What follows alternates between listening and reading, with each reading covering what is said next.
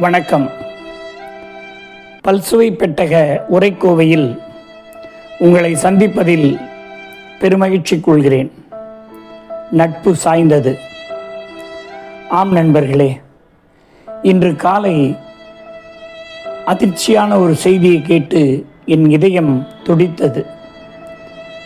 இந்த டெலகிராம் குழுக்களின் மூலமாக அருமையான ஒரு நட்பை நான் சம்பாதித்து வைத்திருந்தேன். நானும் அவரும் நேரடியாக சில முறைதான் சந்தித்து கொண்டோம். அந்த காலத்தில் பிசிராந்தையாரும் கோப்பெரும் சோழனும் சந்திக்காமலேயே நட்பு கொண்டதாய் இலக்கியத்தில் படித்திருக்கிறோம். அது இப்போதும் சாத்தியம் என்பதை இந்த டெலகிராம் குழுக்கள் நமக்கு நிரூபித்துக் கொண்டிருக்கின்றன. நான் பல குழுக்களில் அன்பு நண்பர் என்னுடைய அருமை தம்பி துரையை நான் சந்தித்திருக்கிறேன். அவர் என்னுடைய குரலை கேட்டவுடனே எனக்கு பின்னோட்டம் தருவார். என்னுடைய வழிகாட்டி என்றுதான் அவர் சொல்லுவார்.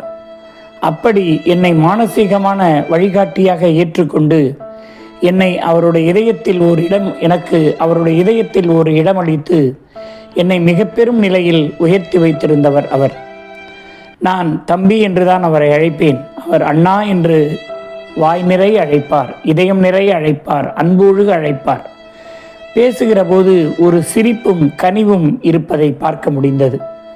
நான் பல்வேறு நிலைகளில் அவரிடத்திலே பல விஷயங்களை பகிர்ந்து கொண்டிருக்கிறேன். அவரும் என்னிடம் பல விஷயங்களை பகிர்ந்து கொண்டிருக்கிறார்.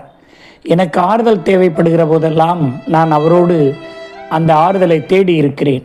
ஆனால் இனி எனக்கு ஆறுதல் வழங்க யார் இருக்கிறார்கள்? நட்பு என்பது வெறும் பழகுவதற்கு மட்டுமல்ல, இதயத்தோடு இதயம் கலந்து அன்போடு அன்பு பிணைந்து ஒருவரோடு ஒருவர் இணைந்து அந்த நட்பை கருத்துக்களை பரிமாறிக்கொள்கிற ஒரு அற்புதமான ஒரு நிலைதான் நட்பு நிலை. அந்த வகையில் அவர் நட்பாக பிறகு உறவாக மாறி இப்போது உறவு நிலையில் நாங்கள் இருவரும் இணைந்திருந்தோம். நாங்கள் நிர்வாகிகளாக டெலகிராம் குழுவிலே பணியாற்றி கொண்டிருந்தோம். அப்போது 2 பேருக்கும் இடையே ஒரு கருத்து வேறுபாடு கூட வந்ததில்லை. ஐயா சொல்வதை அப்படியே கேளுங்கள் என்பார் அவர். நான் கொடுத்திருக்கிற தலைப்பை அப்படியே ஏற்றுக்கொள்வார். அது மாற்று கருத்தே சொல்ல மாட்டார். ஐயா அவர்கள் ஒரு தலைப்பு கொடுத்தால் அது சரியாக இருக்கும் என்ற நம்பிக்கை கொண்டவர் அவர். அந்த அளவுக்கு என் மீது பற்றும் என் மீது பாசமும் கொண்டிருந்தவர். அந்த வகையில் அன்பு நண்பர் துரை அவர்களை நான் எழுந்து வாடுகிறேன். உண்மையிலேயே இதயம் கனக்கிறது, உண்மையிலேயே இதயம் துடிக்கிறது. மாண்டவர் மீண்டும் வரமாட்டார் என்பது உண்மைதான். ஆனால் ஏன் இந்த நிலை? ஏன் அவருக்கு இந்த துயர சம்பவம்? ஏன் அவருக்கு இப்படி ஏற்பட வேண்டும்? எல்லோரையும் தவிக்க விட்டுவிட்டு ஏன் அவர் மட்டும் செல்ல வேண்டும்? ஜென்மம் நிறைந்தது சென்றவர் வாழ்க என்று சொல்லுவது போல அவருடைய ஜென்மம் நிறைவடைந்து விட்டதா? இல்லையே. இன்னும் பல்லாண்டு காலம் அவர் வாழ்ந்திருக்க வேண்டும். இன்னும் பல்லாண்டு காலம் இந்த சமூகத்திற்கு அவர் தொண்டாற்றி இருக்க வேண்டும்.